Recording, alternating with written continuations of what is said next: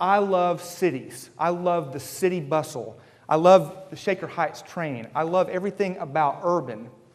But yet, the whole country is living here. That's where people are still going, out here. They're not coming to little downtowns like my hometown. Instead, our values are building more roads so we can all drive and we can have, our little isolated place in the burbs somewhere. If oil prices went up to $10, people still would not get urban because they're so ingrained, the culture is so ingrained not to do it. I was in Shaker Heights this morning for the farmer's market. Even in that little setting there, in that urban setting around the square, that is the same kind of energy that I love. I don't know what she's going to do with all that bread. I mean, could you even imagine what she's going to do? But just to be able to get bread outside your door is something that we don't enjoy in this country. I want to tell you about the 3 steps to transforming into urban, transforming your lifestyle and transforming the culture. The first step, fall in love. Cleveland is so beautiful. You have remnants of the past, the beautiful architecture of the bridges, a dynamic, tall skyline. But you have this architecture, the details here. It is just like being in Europe. And the theater and the cultural opportunities here are simply amazing. You guys have trains, you have buses buzzing around, you have great little pockets of urban. You have the Rock and Roll Hall of Fame, that's great. You have all the sports complexes that any city could dream of.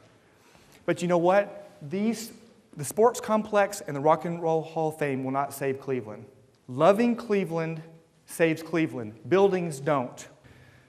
Step 2 is you have to get unusual and get trendy. This is trendy.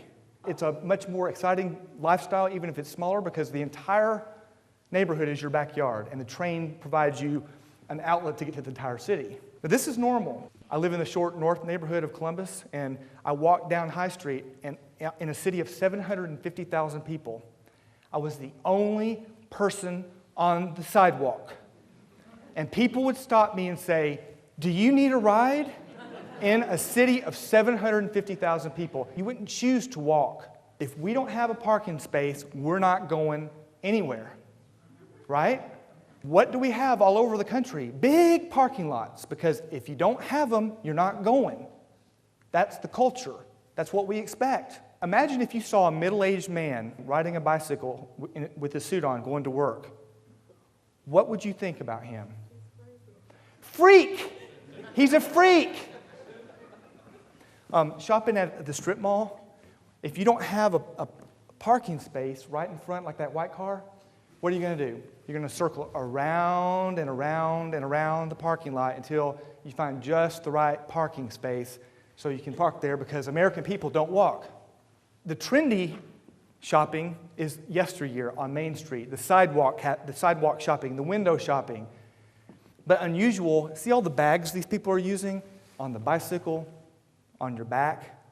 Carrying things on the sidewalk is Europe, not America. Trendy and unusual things are urban things. The normal people are going to insist on their parking lots, are going to insist on their cul-de-sacs. We've got to get more people trendy and unusual, but there can't always be trendy and unusual people. That's why that as this movement spreads, the urban lifestyle is not trendy anymore. It's normal. And step 3 is teach. Teaching people how to live in cities so that more developments like this and many, many more can be constructed and the cities will grow again. What about this couple who've lived for 30 years in this big old house with a big lawn on the cul-de-sac? There are 78 million baby boomers in this country getting ready to retire. We only have a few more years to convince these people that urban living is better than what they could get if they moved to a place like this in Florida. These people, the baby boomers and people who are in the mature crowd today, they're not going to get old. They want to stay young. Cities are the place for them to stay young. And these downsized units in urban environments are perfect for them. But there's only 5 more years to convince these people or they're gone.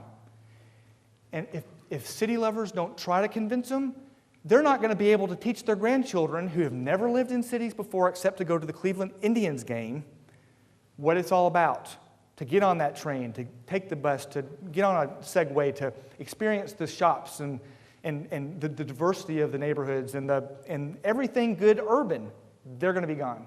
The next person we have to focus on is that 16 to 25-year-old who just got her driver's license. But is that really freedom? We've got to convince her, this is freedom, this is freedom. It's free.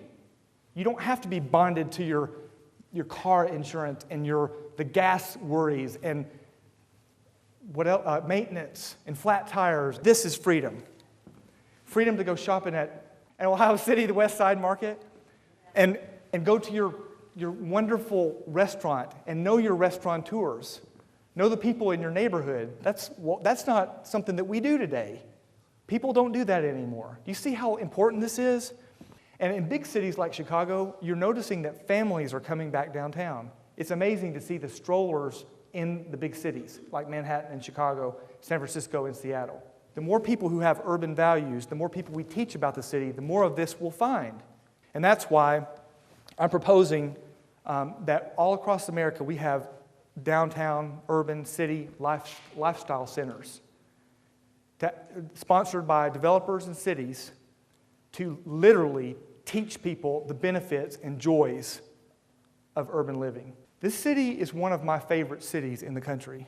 People should be coming here from California in droves, selling their $800,000 house, it's the average house on their block, and paying full price for a $300,000 house in Shaker.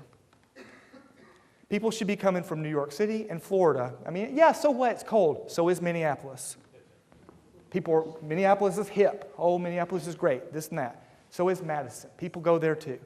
Cleveland is better than both of those cities. The urban lifestyle and transformation can only happen if you feel good about your city and fall in love. You've got the greatest city in the Midwest, maybe in the country. So please spread that word to yourself. Help me teach about this. I want to teach millions how to do this. The best country in the world should have the best cities in the world. Please, please, help me teach.